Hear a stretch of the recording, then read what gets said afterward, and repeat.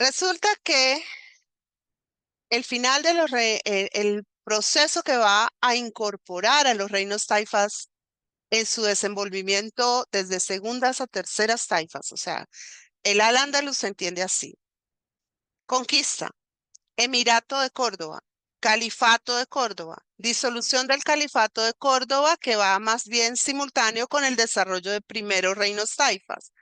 Las primeras taifas van a dar lugar a un fortalecimiento de los reinos cristianos y a un malestar interno que hace que los gobernantes islámicos llamen a los almorávides. Los almorávides son un imperio que ha surgido en el norte de África, que es una tribu del interior del África que se va a extender y que va a tener un margen de Islam sumamente ortodoxo. Incluso entre eso volví a revisar todas mis telarañas mentales muy sunitas, no chiitas, sino sunitas.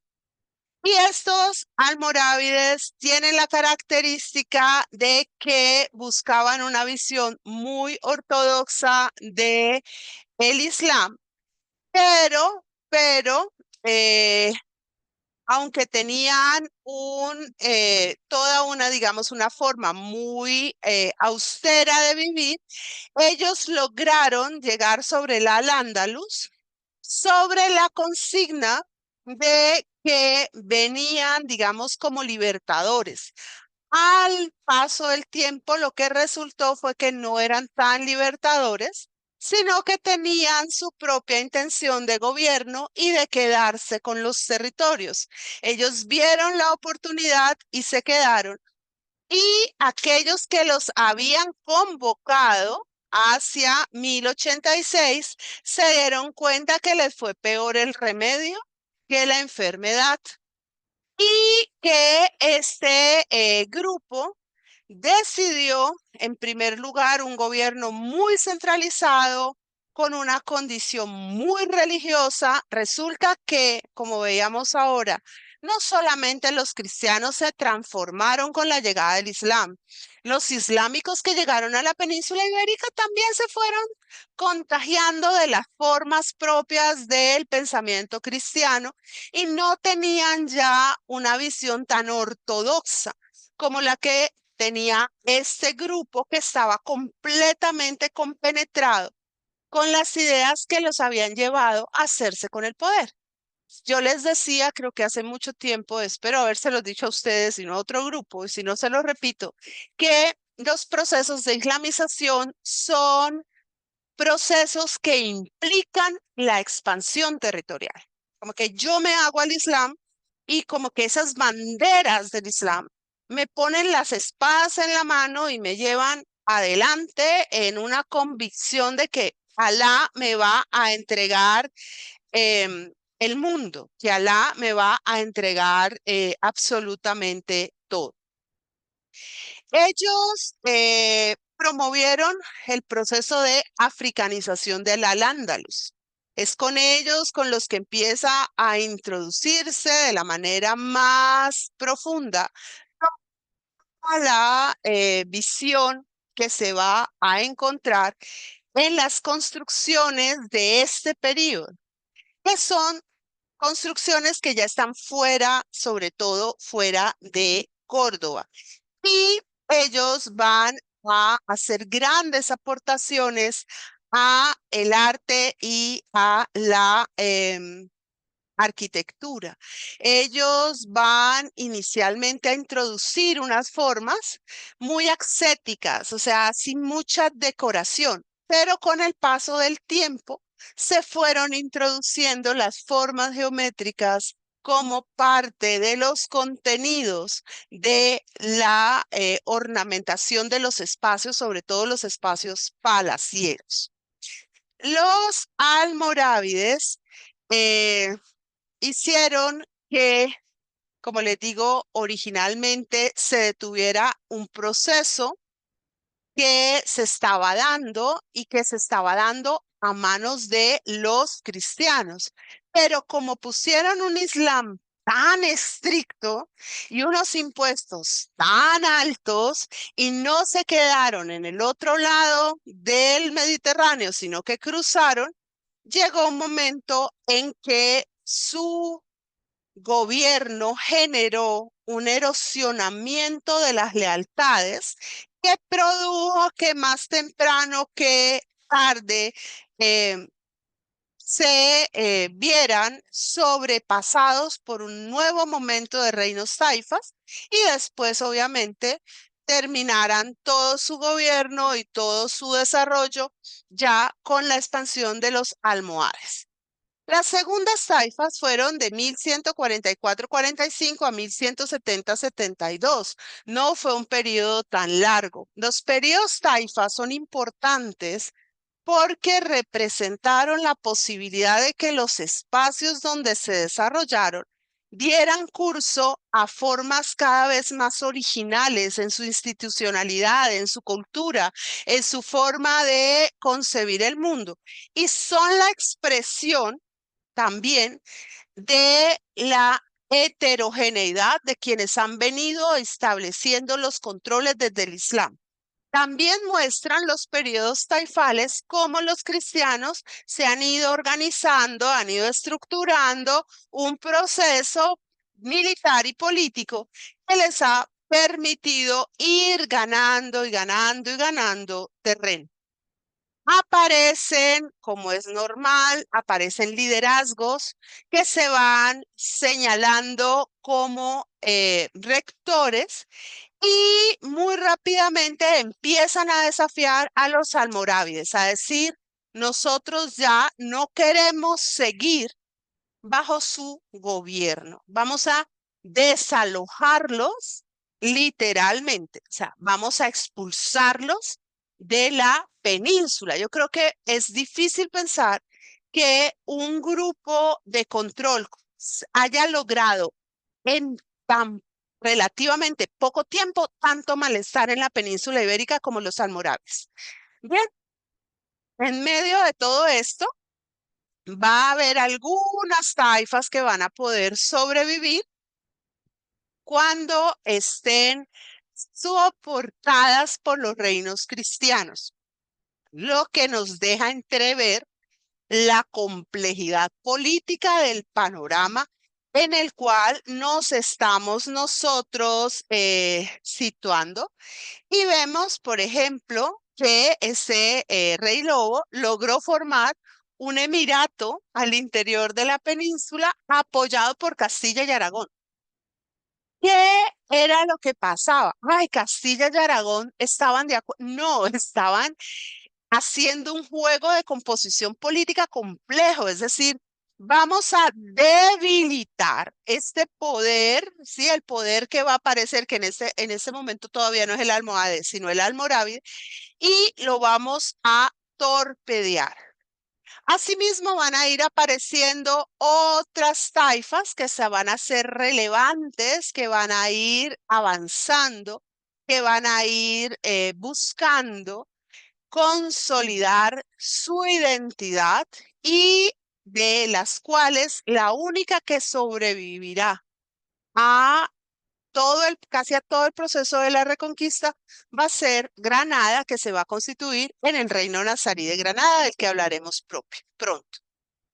Antes de empezar a hablar de los almohades, hay un elemento que es muy importante señalar y ese es el elemento que está en el Islam, que es el de Tawhid. Alá es Dios y Mahoma es su profeta. O sea, nada que riña con el monoteísmo es admisible. ¿Sí? Nada. Esto es complejo, sobre todo cuando se trata de grupos que vienen del África, donde las formas politeístas han estado muy arraigadas en el pensamiento.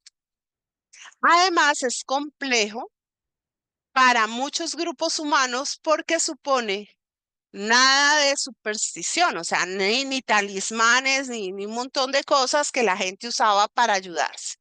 Absolutamente nada.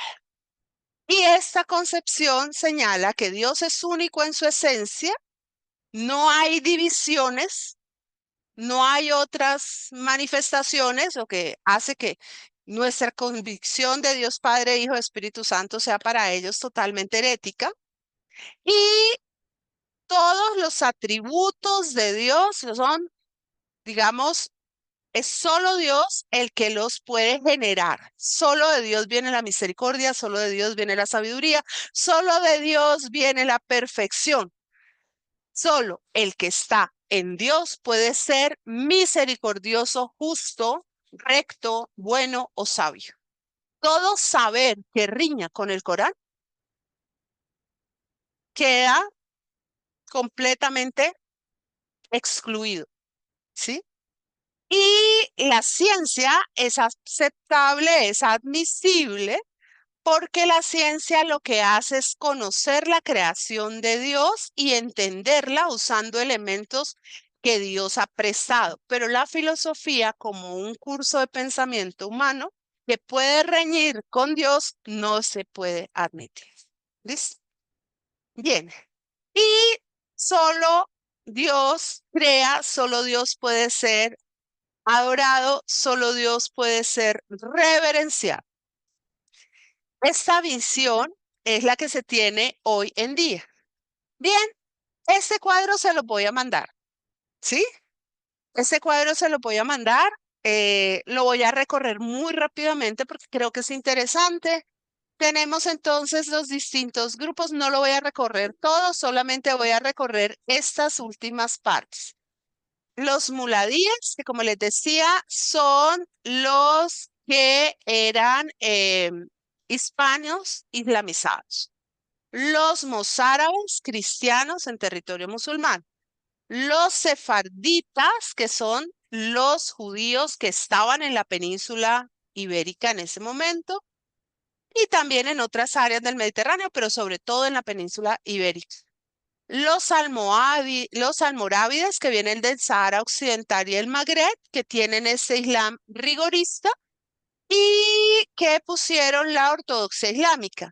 Los almohades, que son un Islam reformista, que es el que va a centralizar el poder y que va a enfrentar las distintas, digamos, el distinto proceso de entrada a la península ibérica.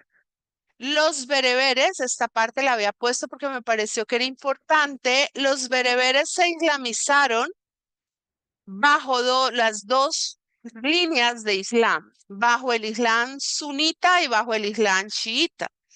Hay periodos en los cuales ellos estuvieron Pregunta, dentro de Gilma. el chiismo, ¿sí?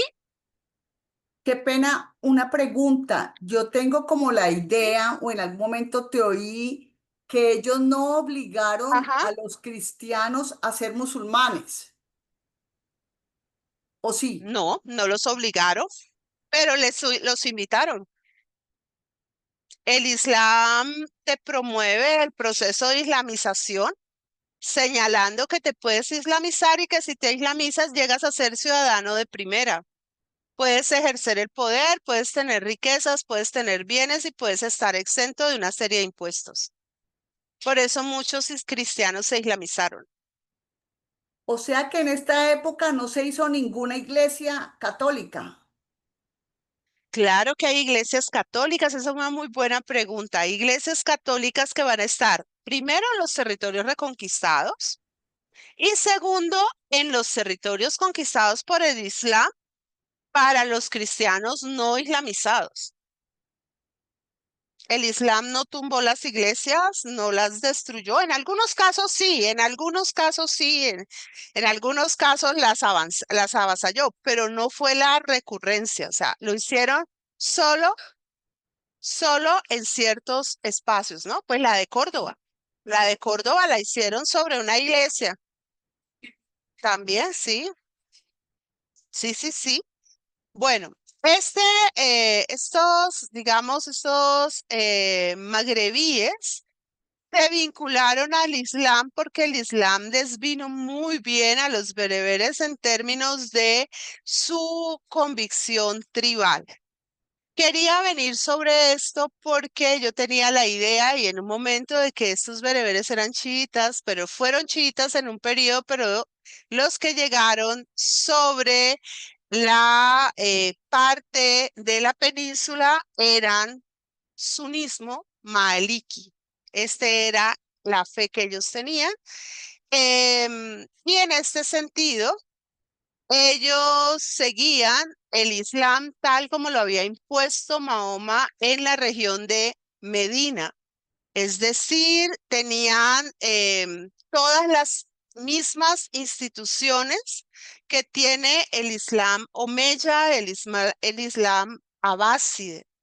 Y esta, digamos, esta comunidad fue una comunidad sumamente rigurosa en la conservación de sus creencias. Su teología, como les he dicho, está centrada en la idea de que solo hay un Dios, que es Alá, y solo hay un profeta que es Mahoma. No aceptan ningún otro tipo de profeta. Y hay algo que es muy importante y es que son muy estrictos en el cumplimiento ritual. Todos estos cuadros yo se los mando como parte del resumen para quien los quiera mirar después. Bien, las segundas taifas, al igual que las primeras, implosionaron. Medina está en Arabia. eh, Ahora que terminemos, te lo muestro. Está muy cerca a la Meca. La distancia entre las dos ciudades no es muy grande. Pues yo imagino que son unas 2 jornadas de trayecto y es la ciudad donde Mahoma se refugió durante toda la persecución. Bien, el califato, entonces, almohade, que es el que vamos a ver, va a seguir exactamente todo lo que es la convicción sunita, pero los almohades, a diferencia de los almorávides, van a incorporar bereberes que tienen visiones distantes, como el jarillismo. ¿Qué es el jarillismo? El mismo sunismo, pero con la idea de que el gobernante no tiene que ser un árabe descendiente de Mahoma, sino que puede ser cualquier persona de virtud, sea su etnia la que sea, sus condiciones las que sean, y además incorporaron las formas sufí, que es el misticismo del Islam. ¿No? Son los derviches son parte del sufismo, pero el sufismo es poesía, el sufismo es música, el sufismo es buscar a Dios de manera íntima en formas muy, muy, muy diversas. Este fue el califato almohade.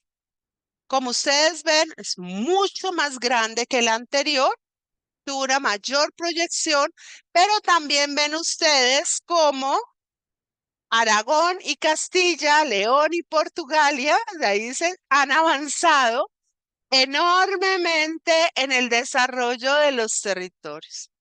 Los almohades son los que nos van a dejar esas expresiones de arte más conmovedoras en España.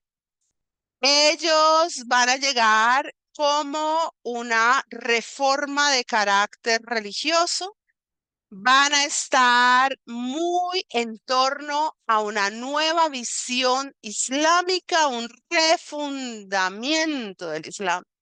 Cada vez que aparece un refundador es terrible porque los cánones se vuelven más rígidos y siempre, siempre que se refunda, se echa hacia atrás.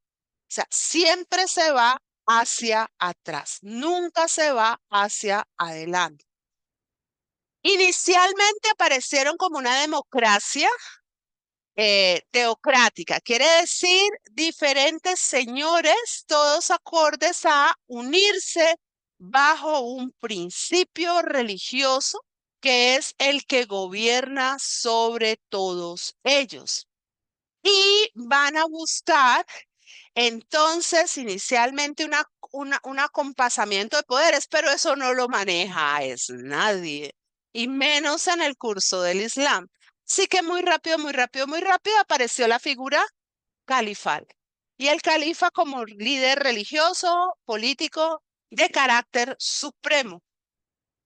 Y esto, digamos que fue lo que les permitió a los sultanes almohades tener un poder estable, bien organizado. Siguieron los modelos políticos árabes que ya estaban en Oriente, muy bien cimentado, y se propusieron integrar a los andalusíes, es decir, a todos los árabes islámicos preexistentes en la península y especialmente a los bereberes, ¿sí? En 1146, 1147 ya ellos habían invadido el Magreb y desde ahí pasan al Andalus y ponen fin a las taifas, a las segundas taifas. Obviamente eso es un proceso muy complicado. Y para alegría de Sevilla, los almohades escogen Sevilla como su capitalidad. Sí. Estos ya son los palacios cristianos, ya vamos para allá. Y vamos entonces nosotros hoy a hacer, ahora, a partir de dentro de un momentico, vamos a empezar el recorrido por Sevilla Almohade. ¿Listo? En 1195 ellos van a derrotar al ejército castellano en la batalla de Alarcos y frenan el avance de los cristianos durante un margen temporal bastante significativo. ¿Sí? Em, pero después, en 1212, viene la famosísima batalla de las Nádavas de Tolosa que dirige Alfonso VIII y que vuelve las tornas y es ya el punto a partir del cual la reconquista se va, digamos, derecho y en ascenso.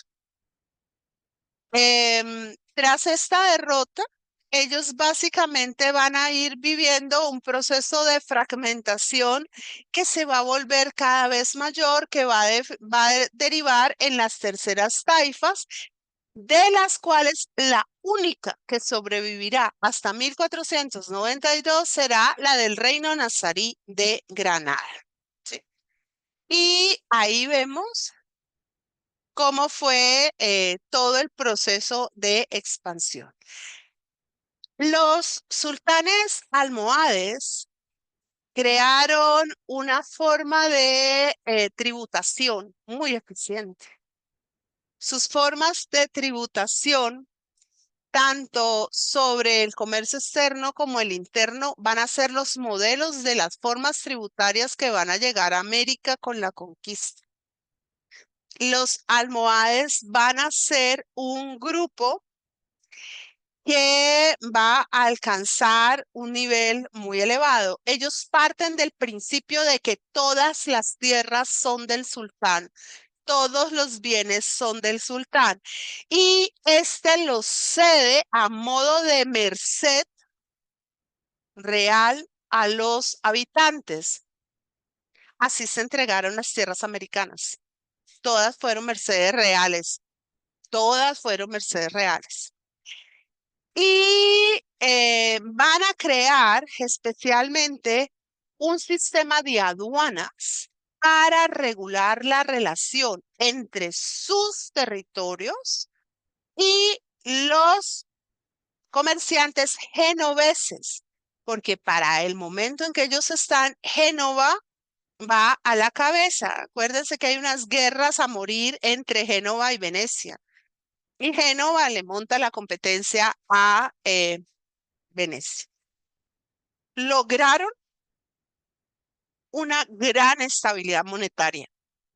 O sea, el periodo almohade es quizás el segundo periodo de esplendor del Al-Ándalus bajo el sistema islámico. El primero es Córdoba, pero el segundo es este, ¿sí? Ellos además tenían una marina sumamente potente que fue, digamos, la que les permitió llegar al Ándalus. Llegaron al Ándalus con 400 barcos. ¿Sí? O sea, no eran cualquier. no- Ay, acuérdense que los barquitos eran chiquiticos, ¿no? Que no eran muy grandes y que todavía no tenían el sistema de velamen, ni brújula, y los timones todavía tenían limitaciones, pero eran bastantes. Ellos lograron disgregarse muy rápidamente porque fueron muy eficientes no solo en la dominación, en la administración. Porque no nos digamos mentiras. A usted ahorita que hablábamos un poquito de cosas, a usted puede que le caiga muy gordo el administrador del edificio. Usted le puede caer mal, pero si es un buen administrador, usted se lo aguanta y hasta le hace barra porque siente los beneficios. Ahora, vamos a ver que entre 1203 y 1223 ellos van a tener un momento de fitna, es decir, ruptura. Se muere Yusuf al-Mutasir, que era el que los mantenía unidos, el que los estaba liderando. Inmediatamente los que estaban aburridos o tenían ambiciones se fueron segregando y esto ayudó a que muchos hombres se fueran a servir como mercenarios en Castilla y también en Aragón. ¿Sí? Y ahí es donde aparecen los gilalíes y los merimerines. Bien. Entre tanto, en la región del Magreb, el gobierno almohade logró mantenerse durante un tiempo mucho más prolongado y esto hasta 1236, cuando hay una segregación y de nuevo empiezan los procesos de ruptura. Porque el problema está en que no tienen, y eso sí que es importante, no tienen una cultura de único señor. ¿Entienden? Ellos vienen de tribus. Y los principios tribales, en los principios tribales, cada uno quiere ser cabeza de ratón y no cola de león. Entonces, eso, claro, estaban súper bien armados, pero se disgregaron y en la medida en que ellos se fueron disgregando, pues todas estas cosas van a ir dando lugar a dos procesos: el fortalecimiento de los reinos cristianos, pero también el desarrollo del Emirato Nazarí en Granada, porque Granada va a ser el que va a recoger lo que queda suelto, es decir, el que lo va a ir retomando. Entre tanto, en el Magreb aparece una nueva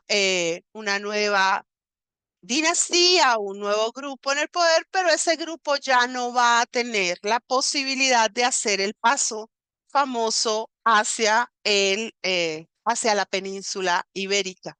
Ya para este momento, lo que es cierto es que la península ha cogido y ha cobrado un curso nuevo que la va a ir blindando frente a otras posibles invasiones.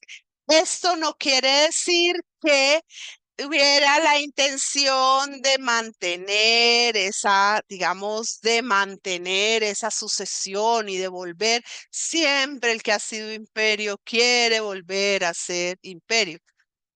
Ahora, lo único que va a quedar vivo en la región magrebí es el anhelo de revivir ese periodo de los almohades como un periodo de particular esplendor. Y ahora sí, llegamos a Sevilla.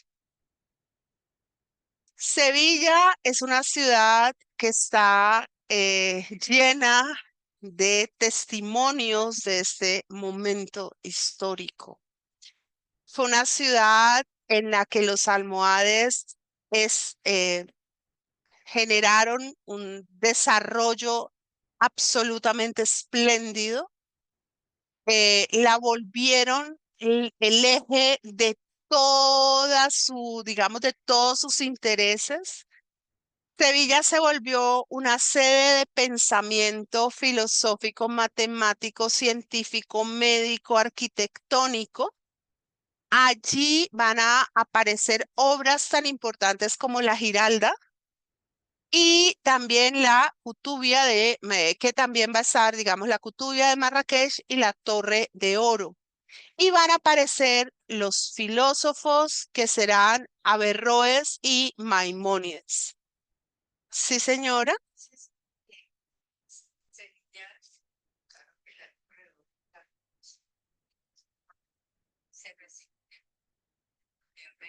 Lo que pasa,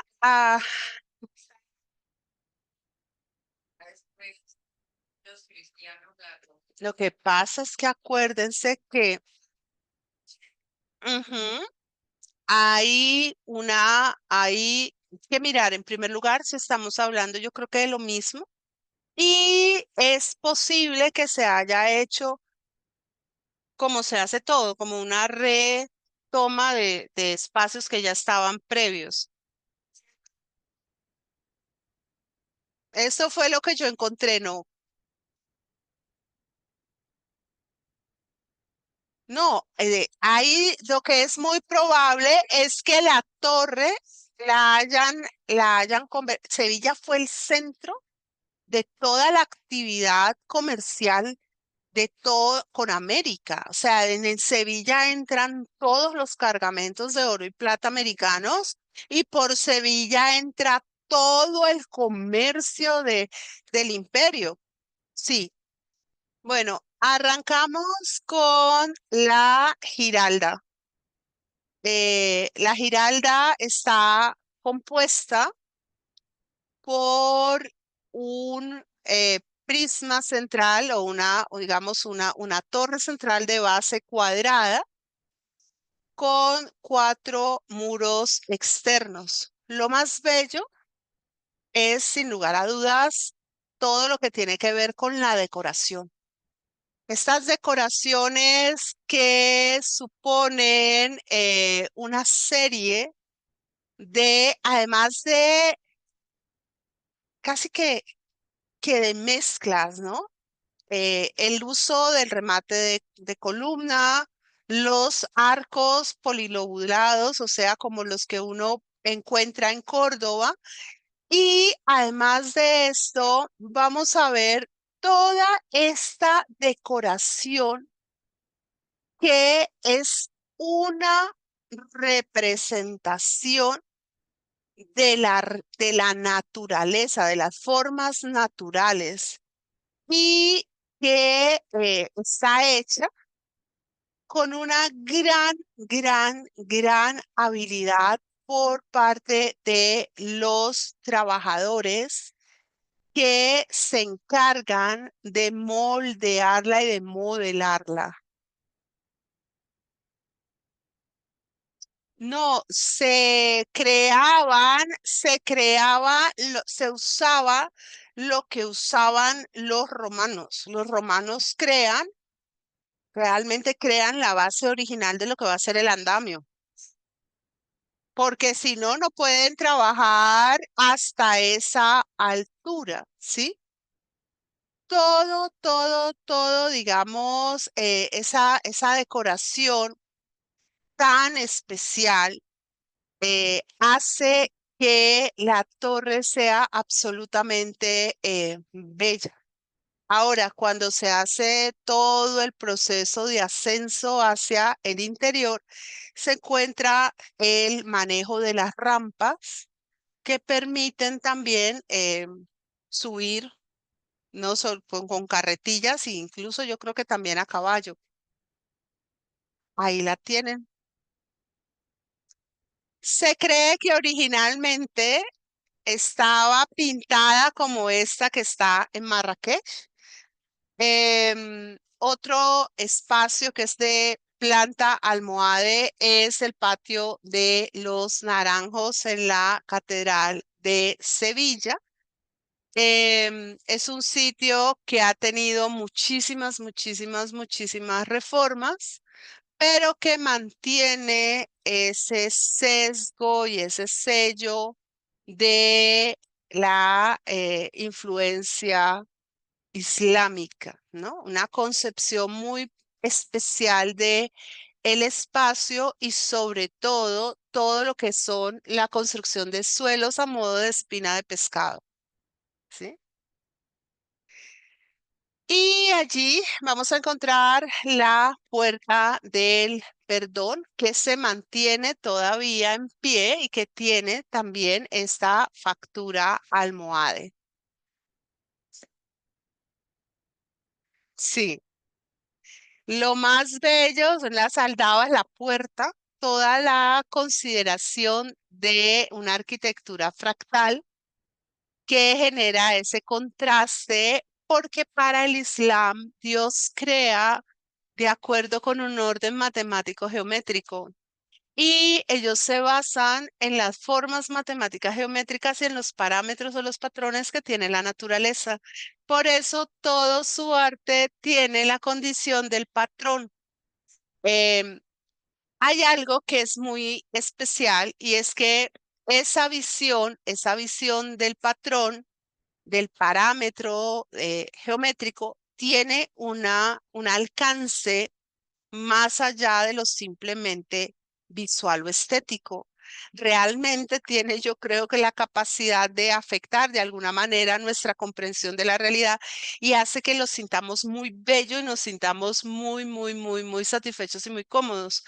La época almohade quedan las fuentes que eran básicas en dos sentidos, tanto para lo que se necesitaba para la oración como para el aprovisionamiento del agua, ¿no? De carácter romano, que pues se cree que fue que esta parte, se cree que fue la adaptación romana. Esta de acá. Eran ¿se acuerdan que en las termas romanas había frigidarium? Había, bueno, estaba la natatio, que es la piscina de nadar, el frigidarium y la parte que se llamaba el caldarium, que era donde era la piscina de agua caliente. Las piscinas de agua caliente no podían ser muy grandes por la forma mm, digamos, de mantener ese calor. Entonces eran generalmente estas, la de arriba. Sí, mírala. Bueno, abajo de esto, me imagino que tendrían escalerita y en el peor de los casos se subían sobre los pobres esclavos. Miren la belleza, pero miren esto. Es toda una formación de estrella y toda la construcción de espina de pescado para el piso y la fragmentación del espacio de manera geométrica. Cuando nosotros veamos la Alhambra, ustedes van a entender, eso es una cosa tan absolutamente loca. No, es que la Alhambra lo vamos a trabajar con un video que yo no le compito a ese video. Yo le hablo encima, pero no le compito porque es hecho por matemáticos. Es decir, es una visión hecha por matemáticos y eso sí ya lo supera uno. Y entramos a los alcázares. Realmente no es el Alcázar de Sevilla, son los reales alcázares de Sevilla porque es una construcción que se ha ido superponiendo en el tiempo. Esta parte que estamos viendo ya es del siglo XV, ya es la época en que están los reyes católicos, porque la impresión que logró dejar todo este arte islámico fue tan grande que los propios reyes españoles, más allá de todo su cristianismo, no pudieron hacerlo al lado. Entre otras cosas, por lo que yo les decía, los islámicos se occidentalizaron, por decirlo así, se cristianizaron y los cristianos se islamizaron culturalmente. O sea, aprendieron a validar esto que era absolutamente bello. La construcción de los reales alcázares va a ser decisiva para el destino de la ciudad. La ciudad no se puede entender en sus orígenes históricos al margen de estas construcciones, que eran el lugar donde vivían los gobernantes. Y generalmente un alcázar es un sitio elevado ¿Dónde está el palacio? Hasta donde yo sé. Entonces uno dice, vamos al Alcázar, es la parte más alta que da una visión, porque lo importante del Alcázar, al ponerlo en el lugar más alto, es que te posibilita una visión del terreno que llega a ser incluso periférica en una etapa en que este está en guerra. Pero de todas maneras, ahora lo consultamos exactamente en términos de la determinación. Yo sé que ese es el concepto, pero la traducción del texto, bueno, el alcázar.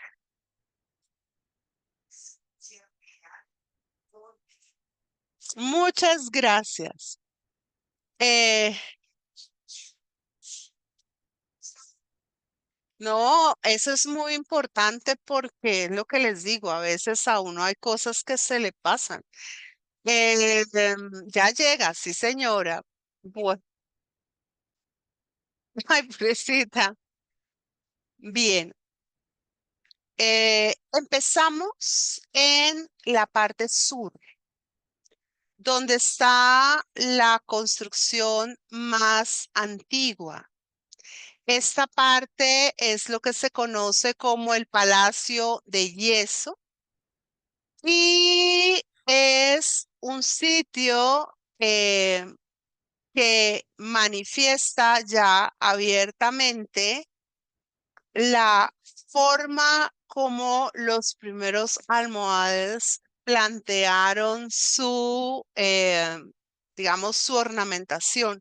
Miren que está muy cerca a lo que vimos en la Giralda y también muy cerca a lo que vimos en la Puerta del Perdón. Los parámetros, los patrones que se usan son patrones netamente naturales. Los magrebíes son expertos en todo el manejo de lo que van a ser las yeserías y van a lograr dar estas formas tan y muy duradero. Sí. Y vamos a encontrar que se llama así Palacio de Yeso. Es muy probable que tuvieran algún tipo de moldura, pero si tú te fijas, Monita, hay algunos que son distintos. Ahora pueden tener distintos moldes, ¿no? Lo que es muy importante en todo el arte islámico y muy especialmente en el arte del Al-Ándalus es la recurrencia del patrón. O sea, no, exactamente. Siempre se siguen patrones específicos. Es totalmente, para ellos es totalmente y hay unos elementos en esos patrones que a uno se le escapan, pero que están allí impresos. Esto fue hecho no solo con arquitectura, no solo con artesanía, fue hecho con álgebra.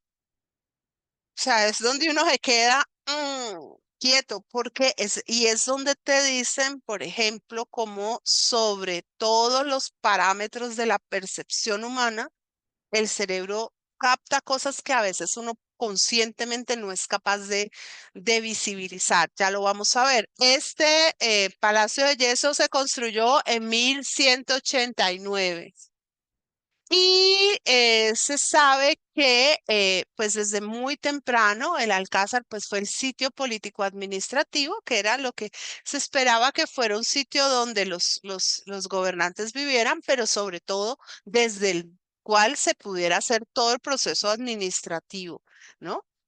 Y pues hoy en día, sí, hoy en día estas edificaciones son maravillosas porque suponen una síntesis histórica impresionante. O sea, si usted quiere recorrer casi todo o en la segunda parte del Al-Ándalus, con solo ir a los Reales Alcázares ya tiene una parte importante lograda. Y vamos a ver que en los primeros momentos la altura de la construcción no es exagerada, ¿sí? Em, y la idea, en parte, de la distribución del espacio es la de mantener vigente la intimidad de las personas que habitan dentro de él. Este patio de yeso se descubrió a finales del siglo XIX. Estaba básicamente abandonado, básicamente perdido. Miren ustedes esa maravilla. Es bellísimo, es algo absolutamente loco. Sí, pero es que aquí estamos en lo más bajito, o sea, vamos a empezar a subir, o sea, este, la Aljafería es bellísimo, pero ahora vamos a ver algo que es muy superior porque, sino que empezamos por lo más discreto, que es lo más antiguo, ¿sí? Hoy en día, miren que está apuntalada, sí, está apuntalada la yesería porque pues el paso del tiempo le ha hecho mucho daño. Y vamos a ver que esta forma de construcción, de una construcción baja, de una construcción más bien enrevesada, va en contravía de la de los cristianos que buscaban sobre todo una gran altura en relación a lo que va del suelo al techo. Y también, digamos que las intervenciones cristianas, pues a uno le resultan mucho más pesadas por el manejo de color y por que los cristianos querían usar algunos de los elementos que ya se habían empleado por parte del Islam, pero marcando la distancia, obviamente, es apenas normal. Y uno de los nombres importantes es justamente el de Alfonso X, que va a marcar la distancia con el estilo gótico. Alfonso X el Sabio, rey de Castilla, que gobernó desde Toledo, imprimió a todas sus construcciones este sentido particular gótico. Entonces uno en los alcázares se encuentra esta parte que es totalmente gótica con los aditamentos de los azulejos portugueses. Los portugueses retoman el manejo del azulejo que tienen los islámicos, pero le dan una forma completamente nueva. Y aquí, por ejemplo, vemos como la lechuza y cómo le están sacando los ojos estos seres míticos, porque son como entre caracoles, gallos, picaflor, bueno, una cosa extraña. Sabemos que para este momento era absolutamente claro que todo el recurso gótico estaba plenamente establecido como la marca o el sello propio del cristianismo en relación con el Islam. Y vamos a ver que para hacer esta intervención de los reales alcázares, el rey de Castilla hizo traer a los canteros que habían construido la Catedral de Burgos. Era una manera de sacralizar, cristianizar el espacio. Y es algo importante porque nos va a mostrar cómo hay esa intención de no solamente desalojar al otro del territorio, sino sobre todo, muy especialmente, desalojarlo de la cultura. Esta es la parte general, después vamos a ir parte por parte. Esta es la parte del palacio gótico de Alfonso X el Sabio, em, con todas sus adornos. Ahora, ¿qué es lo que nos espera por ver? Algo absolutamente inmenso. Toda esta construcción, ¿sí? Donde nosotros entonces vamos a ir arrancando, vamos a mirar fachadas, vestíbulos, el patio de las doncellas, que es quizás de lo más bello que tienen los alcázares. Ya en la segunda mitad del siglo XIV, Pedro I el Cruel, rey de Castilla, ¿sí? va a continuar las intervenciones de los reyes cristianos en el territorio de los alcázares, pero Pedro I el Cruel estaba completamente, absolutamente rendido al arte islámico. Le encantaba, le parecía la cosa más bella y llega a firmar un pacto de ayuda mutua con el sultán nazarí de Granada, para que ambos se defiendan de sus enemigos, pero también para que el nazarí le preste personal calificado para la realidad para realizar sus obras dentro de los alcázares. Él va a convocar a Sevilla artesanos que van a venir desde Toledo, Granada y de la misma Sevilla de origen bereber, ¿sí? Va a trabajar este grupo en la construcción del Palacio del Monarca que va de 1364 entre 1364 y 1366. Aunque los cánones de arte que se usan son mudéjar, está claro que el palacio tiene un corte mucho más cristiano y más español, o sea, más hecho al modelo de el señor. Esta es la fachada de este palacio de don Pedro I el Cruel. Es toda esta fachada, pero miren que uno empieza a ver algo que es muy interesante y es la conjunción de estilos, de formas, exacto, de formas arquitectónicas. Desde el momento en que se construyó el palacio, este se convirtió en la residencia natural obligada ahí, que, digamos, de los reyes de Castilla. ¿Sí? Sí, ahí está la fachada, toda la región de la fachada, aquí vista desde abajo. Los artesonados son hermosísimos, esos techos son algo absolutamente extraordinario. Este es el vestíbulo, ahí lo vemos, es hermoso. Hermoso y con toda una representación de firmamento, ¿no? O sea, toda la construcción y la ornamentación fundamentalmente es esa conexión de el cosmos, el piso que viene a ser la tierra, todas los entramados de las plantas y el techo que viene a ser la bóveda celestial. Miren ustedes la maravilla. Y ahora eso es madera. Lo que a mí me gustaría, no, pues yo ya sé, porque es que todo esto es posible gracias a nuestros amigos los romanos. Los romanos crearon las grudas, crearon todos los mecanismos que permiten, por ejemplo, subir esos artesonados. Por eso se hace todo en el piso y después hay que levantarlo y empotrarlo. Y ahora después vamos a ver lo que es toda esta composición de azulejos. Son puros fractales. O sea, puros fractales es puras formas geométricas con las que el universo está hecho.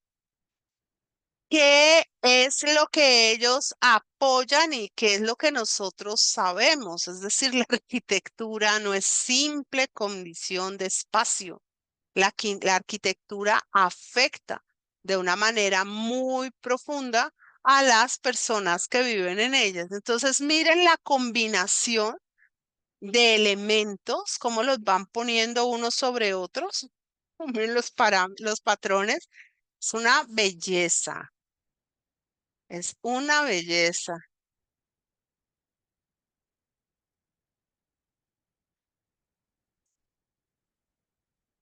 Y aquí están los azulejos, que cada uno lo vamos a ver, que cada línea es la manera como se construyen los patrones.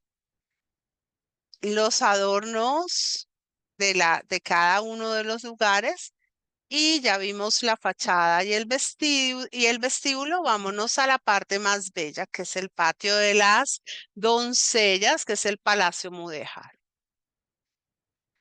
Este es un lugar que refleja todo el sentido, toda la comprensión del esplendor islámico. Sus comprensiones no tienen básicamente nada que envidiarle a las de Persia. Son trabajos profundamente enriquecidos, creados específicamente para producir un efecto. En este caso, ese efecto placentero, relajante, motivante para el gobernante que se las veía de guerra en guerra, también para, digamos, para mirar, parece todo, todo, todo, todo realizado en encaje. Es precioso, absolutamente precioso. Y hay algo que se logra y es a un mismo tiempo una sensación de diversidad y de armonía. Es precioso, ¿cierto?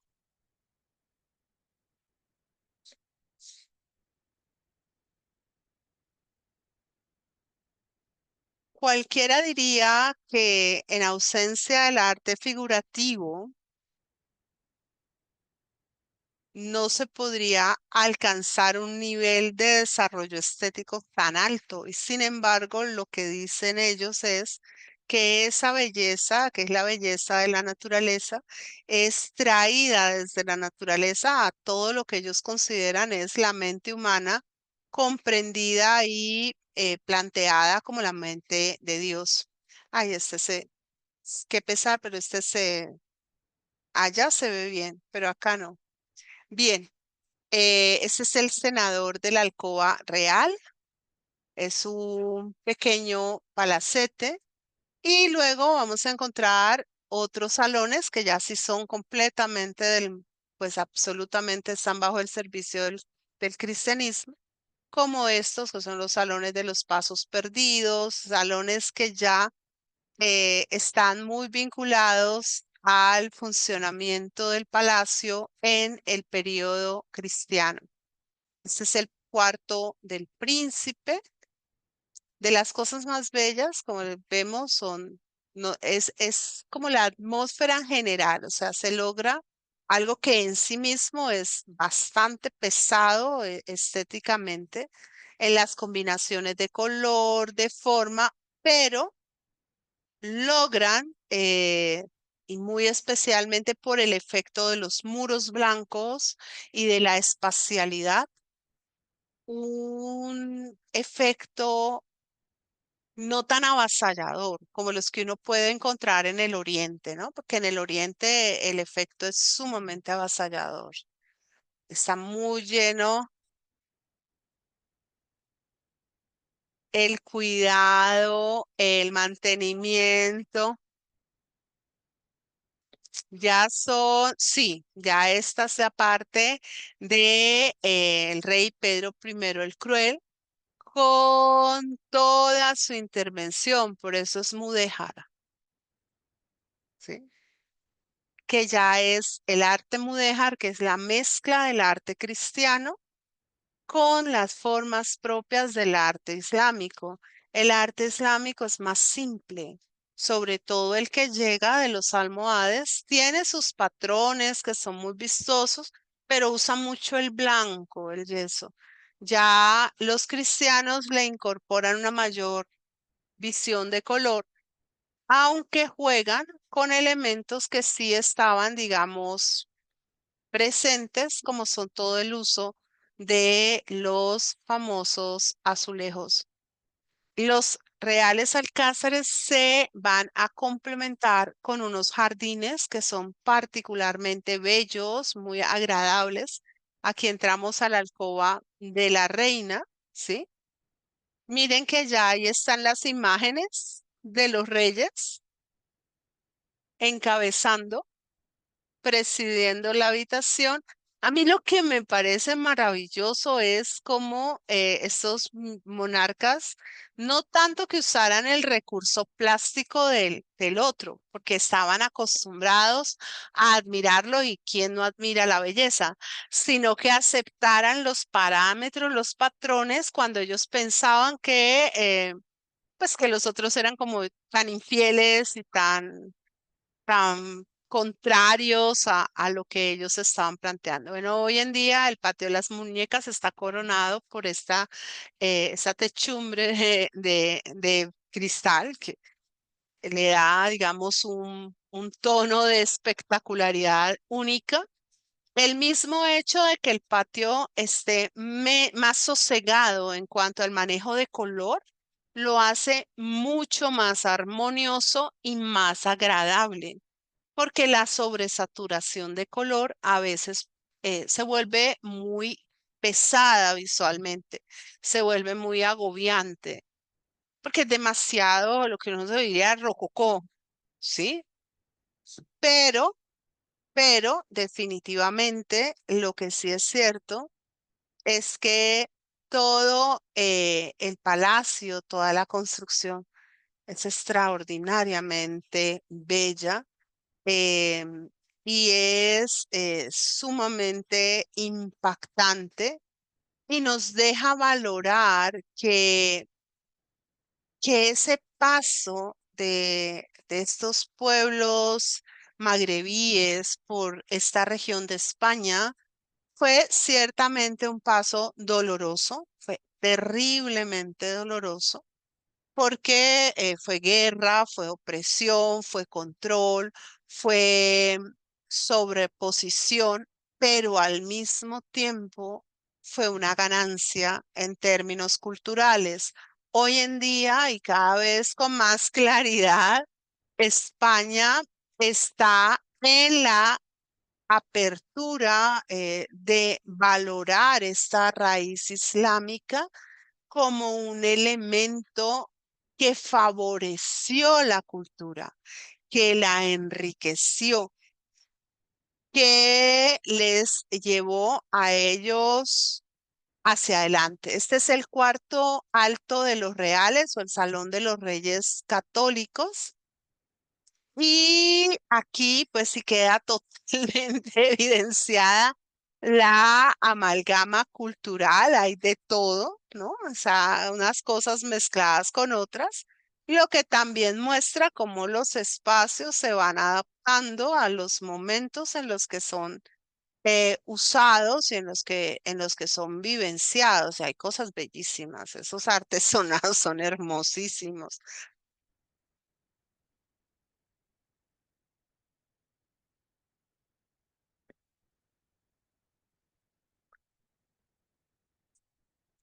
El hecho de que el espacio em, que encontraron no implicara ni incluyera imágenes figurativas alguna, es decir, ellos no encontraron, y es que a mí lo que más me sorprende es, por ejemplo, la mezquita de Córdoba. Está bien, le enchutaron en la mitad la catedral, pero hay dos cosas. Primero, pues desafortunadamente fue la época y fue el momento.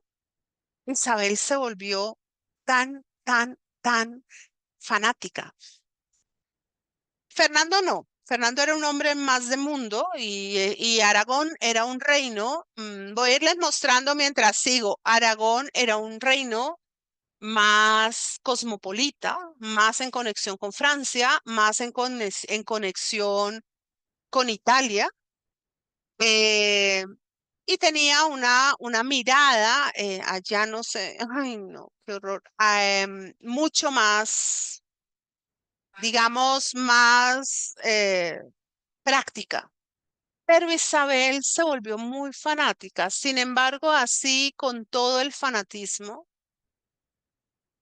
no sabía árabe y gracias a Dios nadie le enseñó porque había barrido con todo, porque todo esto dice Alá es grande, Alá es misericordioso. O sea, hay una cantidad de escritos que alguien le debió decir que eso era para Dios y que eran bendiciones o no, no se los explicaron.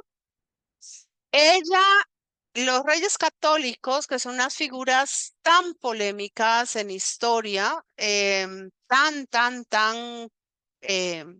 complejos, fueron, sin embargo, unas figuras que estuvieron muy dispuestas al arte. Ya los reyes católicos son los primeros de los primeros monarcas españoles en tener obras de arte importante. Ellos tenían arte flamenco y pues ya después llegará el Felipe el Hermoso que traerá la conexión directa a Flandes y la familia real española pasará a la historia ciertamente como una de las más fanáticas religiosas del mundo, pero como una de las que tiene mejor gusto en cuestiones de arte. O sea, de los mayores mecenazgos en arte. Miren, esta es la cúpula del Salón de los Embajadores. ¿Qué tal?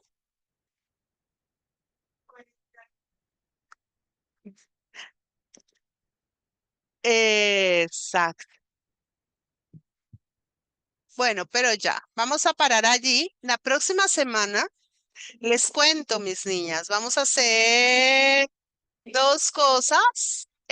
La primera